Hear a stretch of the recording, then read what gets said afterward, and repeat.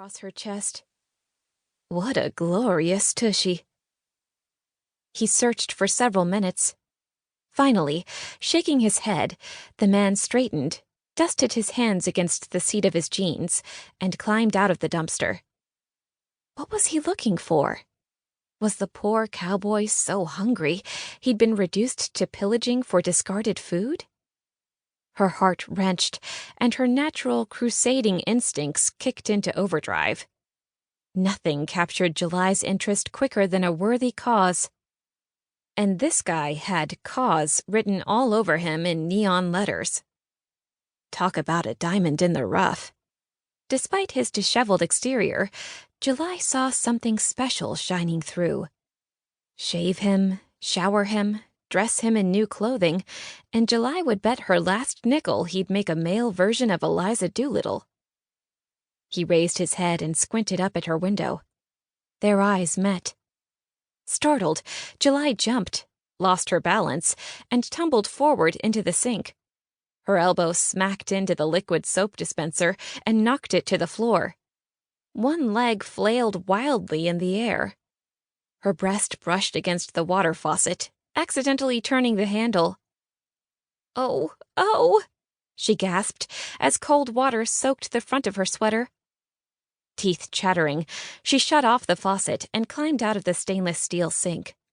Muttering under her breath, she sopped up spilled soap, then stripped off her sweater and dropped it into the laundry basket outside the kitchen door. Earlier, before she'd spotted the stranger, she'd been headed down to the laundry room to wash a load of clothes before starting her 9-to-5 as a social worker at Hope Springs, an addiction treatment facility. Padding into the bedroom for a clean sweater, July kept thinking about the cowboy. He had taken her by surprise, catching her watching him. Their gazes had fused, and whoosh, for one brief second, they'd forged an instant connection. A connection so unexpected, it sent her head reeling. Even now, remembering his intense eyes, she felt slightly breathless. "It's the cold water, you ninny. That's all. Snap out of it." So why did she hurry back to the kitchen and sidle over to the window again? Curiosity, July assured herself. Nothing more. She wanted to know who this man was and why he was lurking in her alley. Curiosity killed the cat, July. If she had a dime for every time her family or friends had teased her with that phrase, she would be a wealthy woman. Satisfaction brought him back, she said out loud, inching aside the yellow lace curtains and peeking out. The alley yawned empty. The man had vanished. Disgruntled undercover detective Tucker Haynes swore under his breath and jammed his hands into his jacket pockets. Hunching his shoulders against the wind and tipping his Stetson down low over his forehead, he stalked down the alley. The trash his targets had thrown away 30 minutes earlier contained absolutely nothing useful to his investigation. Tucker smelled of garbage, and to top things off, some nosy Rosie in that upstairs apartment had been spying on him. He'd seen her for just the briefest of moments, but it had been long enough for Tucker to realize he'd been spotted.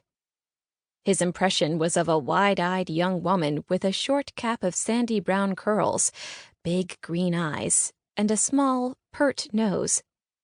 Their gazes held for a second, and then she'd disappeared from the window.